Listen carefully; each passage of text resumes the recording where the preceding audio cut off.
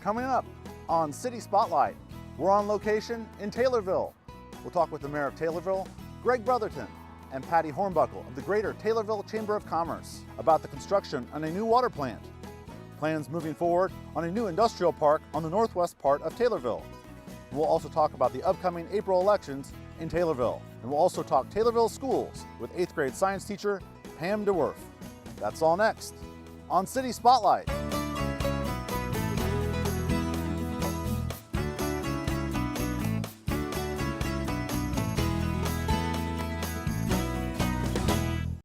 City Spotlight is supported by Consolidated Communications. CCI is honored to salute the cities and their leaders in the area, as well as providing TV, internet, and phone service to local homes and businesses.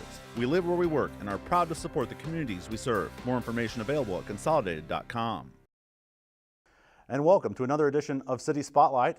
We're on location in Taylorville. The City Hall Chambers is where we're at right now.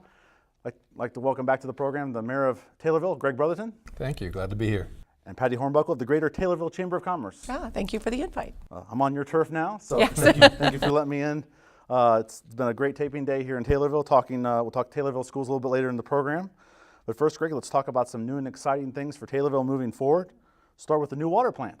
Well, we've been working on that water plant, trying to get it built probably for 5 years now. The citizens will be quick to tell you that they're paying for it. We've almost doubled their water rates over a 4-year period of time. But it's something it'll be state of the art.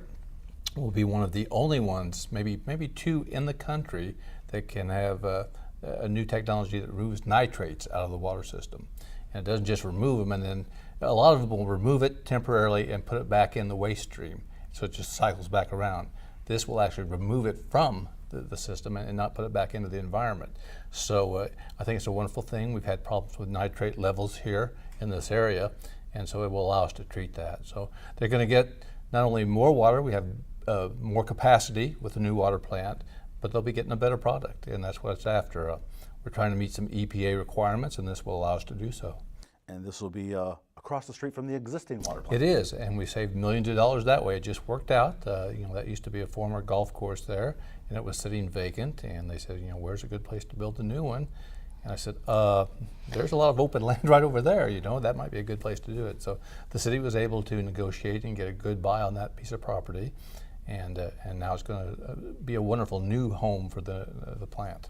All right, that's the number 2. Let's talk Grain Systems Incorporated. GSI is expanding. GSI is located southwest of Taylorville off Route 48. Yeah, they've got a plant in Taylorville and in Assumption. Grain Systems Incorporated is the world's largest grain bin manufacturer. They've now expanded into other areas as well, poultry feeding and things like that, in addition to the grain bins. And so we're very lucky to have them here. They're now expanding there. The expansion should take place here sometime in the upcoming summer month. Now, I say summer, and here it is last weekend, 70 degrees already, so it may be here before summer. But we're excited about that. It doesn't necessarily mean more jobs, but it allows them to get a better foothold here. And anytime a corporation like that invests money back into itself in your community, that's a very good sign. It means they're not planning on going anywhere anytime soon. So we're glad to see that. Staying and expanding. Let's talk about a new industrial park. I believe you guys mentioned that last time you were on. That'll be on the northwest side of Taylorville off Route 29. Sure, and that's moving forward too. We finally, after 20 years plus, we've got the 4-lane from Springfield completed now, and we've been looking for that. And so the new industrial park will be located just off that as you enter Taylorville, from the northwest coming in from Springfield. And it's about 47 acres. And it'll be a wonderful place to locate there. We're also trying to get a TIF district established in that area as well, and so it'll be a great place to locate. And we're already getting lots of nibbles. People saying, what's going on there in Taylorville. We know a lot of building has been going on, a lot of new things. We're hearing a buzz there, and how quickly will this be available? And we tell them as quickly as we can get it done. So excellent, very good. Patty, I just want to get your thoughts here. New water plant. Major business like GSI expanding, and new industrial park, just great examples of the direction Taylorville is going. Right, and it's a lot easier for us to offer businesses that are inquiring about our town. If we can offer them the full treatment plant facility, the water capabilities and the sewer capabilities, that's what attracts them too. So, like I said, if a bigger company comes to the area and needs those, then we'd like to be able to offer it. A couple more things I want to ask you about, Patty. We talked last time you guys were on, summer of 2016. A lot of new businesses, things coming about there. You mentioned the Jimmy John's and several others. You also want to talk about is it the Pillars Event Center? Pillars Event Center, yes. It's one of our newest additions to town. It's a renovated church that the capacity is about 200, maybe a little bit more depending on how it's set up. But the renovations are just gorgeous. I've been to a couple events at the center, so it's a great addition to our town. And for folks that haven't been to it, where's the location of that? It's on East Market Street. It's actually right across the street from our local bed and breakfast. So we're really happy to have that too. Okay, and I want to follow up on a couple of things that we talked about last time you guys were on. Proposed new hotel on the north end of town? Yes, the new hotel is still in negotiations. It's still moving forward. I think they're in negotiations now with locations and some land deals. So hopefully, with this TIF district also, if that becomes, if that's put in place, then that will move things forward a lot faster. All right, very good. Greg, one thing to follow up with you. What's the latest on the bike trail? The bike trail, we're actually negotiating with the town of Pana. Years ago, probably 25, 30 years ago, when the bike trail was first put in, the city of Pana took ownership of that, all the way from Pana to Taylorville. Like a lot of small towns, they are kind of strapped for cash, and so is Taylorville too. And so when you start talking about maintenance or repair, now that they don't use it nearly as much as the people at Taylorville do. And so, they are asking for a little assistance. There's a bridge out there that actually needs to be repaired, replaced. And Pana was lucky enough to get a grant to do a lot of that, but it has matching funds. And so Taylorville has to come up with about $60,000 as its share if we're going to work on this project together. And we will actually be voting on that tonight's meeting, whether to go forward with that. And I hope the guys do. It's a wonderful asset for our city. I tell our guys who are kind of worried about spending that much money, I said, you'll never get a bike trail cheaper than you will right now. So I'm hoping we have the support for that tonight. All right, very good. Coming up here in early April, we have city elections here in Taylorville, and there's several things at stake, changing positions possibly, a school referendum. Greg, start with wherever you want to start on that. Well, again, it's the consolidated election, and it's big for the city because not only will we have a new mayor, I'm one who firmly believes in term limits, and this is my second term. So I've decided not to run this time, but we've got 6 candidates vying for the position. We've got a couple alderman positions that'll be open as well. We've got the city treasurer's position. Someone will be running for that. I think there's a total of 3 running for that position. And then we've got the city clerk position. And city clerk Pam Peabody, she's retiring as well. Pam has been here for 20 years, and I imagine it's the truth. Whatever town you go to, the mayor is the figurehead of the city. The city clerk and your city treasurers, they run the city. And so seeing her leave after 20 years, it's going to be a tough road for someone to fill her shoes. And I hope we find the right person to do that. So we've got that coming up. We've got a big referendum as far as the school itself. Again, the schools aren't getting the funding they need through the state. And it's gotten to a point they have to go to the local people and say, listen, if you want to keep your schools going, you're going to have to dig in your pockets and help us out a little bit here. And so there's a referendum on there to raise property taxes by 1%. And people, anytime you ask for money, it's something that, you're taxing me to death. And I feel that myself. I really do. I have empathy for them. But can you imagine a town that can't support its own schools?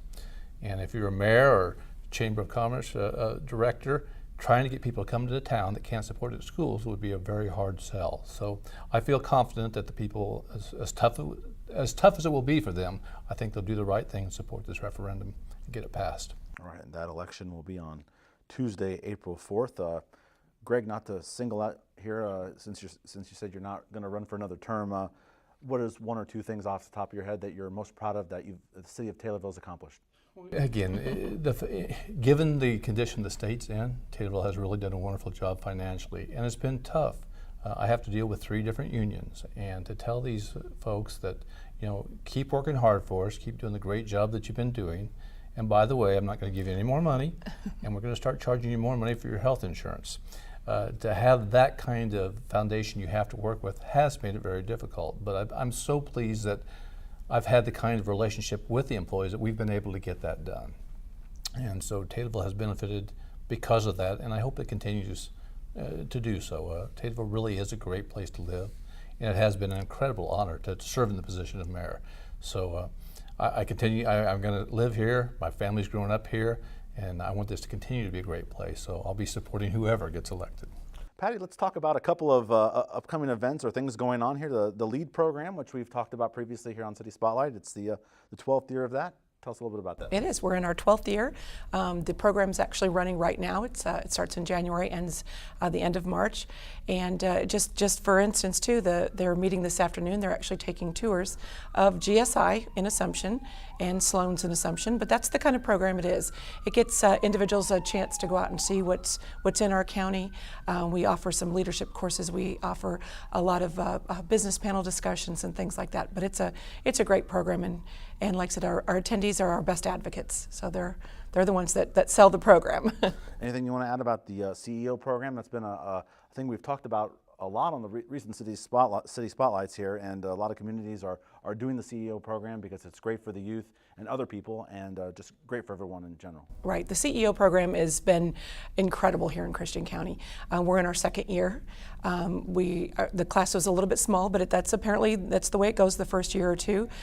We have 8 students, and they are currently meeting in the chamber boardroom this particular 9 weeks. Next 9 weeks, they'll go to the MBM conference room over on the other side of town. And then next year we already have like 23 or 24 applicants to fill this classroom. So we're excited. It's gotten great support. Kids are wonderful. I happen to know one a little bit more personally. Happens to be my grandson. But like I said, just to see him, the changes that he's made in his, the maturity and the responsibility. He just loves the program. Great to hear about those programs. Very good. And last thing we'll talk about, and we can talk about this anytime we talk Taylorville, is Chili Fest is about 7 months away. We're taping here the last week of February. It'll be the 32nd annual, first week of October, as we know. What do we got going on there? Well, October 7th and 8th, we're just, every year we try and outdo the last year. So, that's basically our goal. The more people we can get to come to town, not only enjoy all the events and the entertainment and the food and the chili of Chili Fest, but, it's great for the community too, because like I said, it brings in people to town. They don't just go to Chili Fest, but they'll eat other places, they'll get gas, they'll spend their money here, and that's what we really want to encourage. Well, surely a destination to come to Taylorville that first weekend of October. Absolutely. I'd like to thank the Mayor of Taylorville, Greg Brotherton. Thank you. Patty Hornbuckle of the Greater Taylorville Chamber of Commerce. It's been great talking with you guys again. Thank you very much. And coming up next here on City Spotlight, we'll talk Taylorville Schools with 8th grade science teacher Pam DeWerff. But first, let's take a look at some of the upcoming activities going on in Taylorville.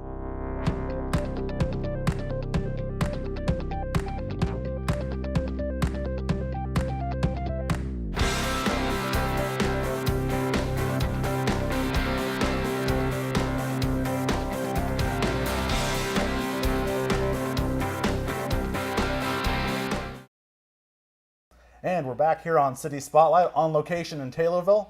We've left City Hall and we're now at Taylorville Junior High School. We're going to talk a little science technology now with Pam DeWerff, an 8th grade science teacher here at Taylorville Junior High School. Welcome to the show, Pam. Thank you. It's nice to be here. Thank you very much. And before we get talking about what these 8th graders are learning in this science class, tell us how long have you been a teacher here at the Taylorville Junior High? Oh, I've been a teacher here 21 years at Taylorville Junior High. Okay, very good. A lot of interesting things going on here in the 8th grade science class here. Describe what kind of learning environment this is, because there's some very unique things that we have in this room with us. Well, I've always been a we've been a district that's always been trying to push technology, and I've been looking into things that we can do with engineering. And some teachers and I went to Shed Aquarium a few summers back, and we built an ROV over a week's time. which is a remotely operated vehicle that you can use to go out in waters and take a look at what's going on, or use it for a tool or device. And after we experienced this for a week, we said, hey, we can do this with our kids. Even if we have around 200 students, we can figure out a way and we'll do it. So it's evolved over time. Last year, we were able to receive a grant from Monsanto for $25,000 to add technology to what we'd already been doing for the ROV.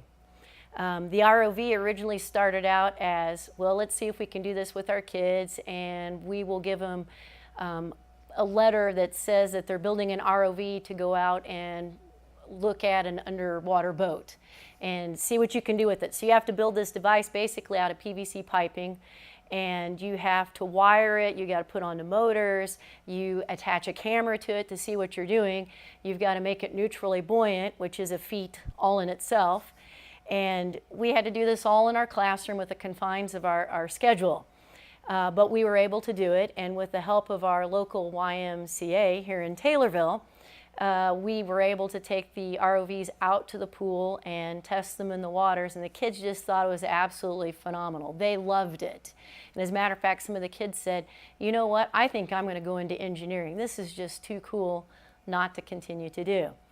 So every year we've always done a carrot type of thing where we've said, okay, this year instead of a boat, we're going to ask them to build something that a golf course might purchase. Okay. So everybody's always hitting golf balls in the water, wanting to go out and get them. So we decided we'd build our ROVs to go out and collect golf balls. So the students had to build attachments that would go into the waters and pick up the golf balls and use the cameras to spot them. And so that was the selling point that year. So we've done anything from a sunken boat to golf balls to zebra mussels.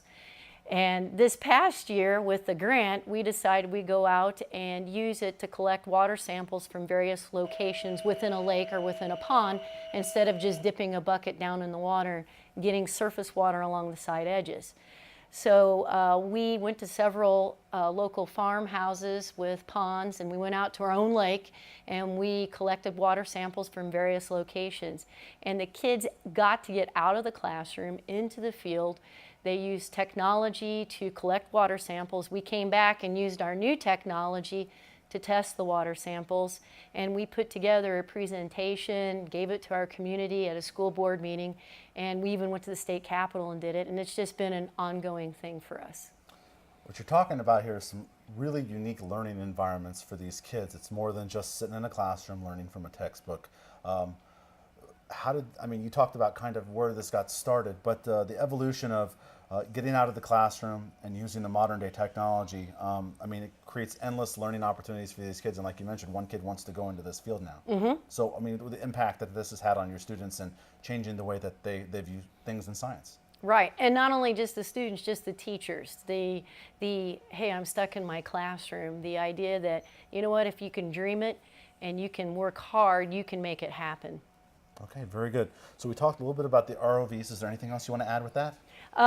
Well, that's what we had with the ROVs. It's evolved into this year. We looked into doing a spy glider from Boeing, doing some online searching, and it looked pretty cool. So we gave the kids foam board, and they were able to build gliders, and they had to build them to stay in the air as long as they could, and also do filming. So we used GoPro-like cameras and allowed them to film as they went out over the field. They'd send the video back to the cameras to see if they went over the flags. So our kids learned about the basics of flight by building the gliders, and I introduced them to aerospace engineering. Wow. So we've gone from underwater engineering to aerospace engineering. Okay, very good. One thing I noticed when I came into your classroom before we started taping was we're in this very unique learning environment here. We'll talk about this room in a second because it's really a really cool room. They were teleconferencing with someone, and they get the chance to teleconference with people across the world. Talk about that opportunity. Yes, I got started in this last year with a gentleman in Canada, and it basically it's like an adventure science type of Google Hangout, which is teleconferencing. Mm-hmm. And every month he'll send me an email and say, hey, these are the Hangouts we have for this month. I have camera spots open. And when there are camera spots open, when you go and you teleconference, and the kids can actually, towards the end, talk and communicate with these scientists one-on-one. So the lady that we were teleconferencing with today was from Sri Lanka. Wow. And she studies blue whales, and it's all about whale conservation, and that the whales are in migratory whales are in shipping lanes. And we had just talked about on Friday with our chemistry unit how the earwax found in an inner ear of a whale can tell you a lot of information about the pollutants and things in the environment, and they're only to collect this earwax once the whale is deceased. And in the article it talked about how they were hit with boats. Well, I happened to have a hangout that was related to that, so that's what we were following up with today. So the kids got to meet somebody who's an expert in the field. They could ask questions, and a lot of them typed up some things that I'm going to send off to her that they wanted to know, such as, how do you get into doing this? What do you go to school to do? We mentioned it was Sri Lanka who you were teleconferencing today. Where are some other places across the world the kids have been able to learn from? From a guy from Great Britain who has rowed across the ocean in a boat, literally rowed.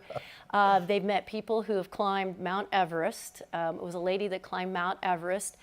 We were on a line with a person who builds his own drones and uses old cell phones, what we would consider junk. He pulls the inner workings and makes sensors out of, and he's used the drones for animal conservation in Africa. And he's an American guy that's an engineer, that's an aerospace engineer for Boeing, that got into this as a sidekick. So they've got to meet people from different gambits. All right, let's talk about the concept of green and something you want to talk about with your chemistry class and how students will be able to figure out some pretty cool things maybe in the future. My math teacher and I went to a conference at Argonne Labs in Chicago this past summer, where it was all about greening aviation. And there's a 2025 initiative in the United States to try to green up and use more fuel efficient, or fuels that are more efficient and are green friendly. So we spent a week this summer trying to answer that question: can aviation be greened? And in part of the process, the kids learn the types of fuels that can be used based on their chemistry. They're going to actually get a test some of the biofuels with little boats that we've got in the classroom. And then one of the culminating projects is they'll actually learn to, and I did this summer with the math teacher, to extract biodiesel from like olive oil, canola oil that's just found in the cabinets at home. And the kids are kind of like wowed by that, because they can't believe that there's fuel in the cupboards. I thought we just put it in our brownies or make popcorn with it. Mm-hmm. And it can be turned in. I'm kind of excited to see, what they'll think about this when they get done. Some pretty far out stuff, and the reaction of your students pretty much says it all. This is a pretty unique room that we're taping in here. Tell us what, this is a converted classroom. What do you guys call this room?